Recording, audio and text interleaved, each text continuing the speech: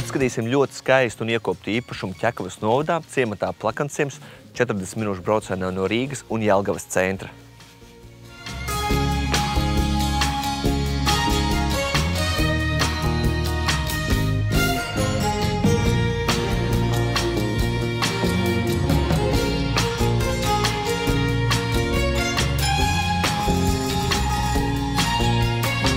Īpašums sastāv nedaudz vairāk kā no 1 hektāra zemes gabala, uz kura atrodas starp kokiem ieskauts dīķis un pati dzīvojamā māja.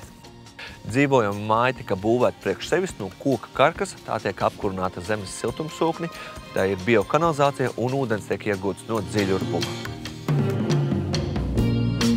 Dzīvojamā daļa sastāv no 2 guļamistabām, 2 sanitāriem mezgliem, no sienas skapja, no vestibila, no virtuves zonas, ēdam zona kopā ar viesistabu un atsevišķu izeju uz terasi.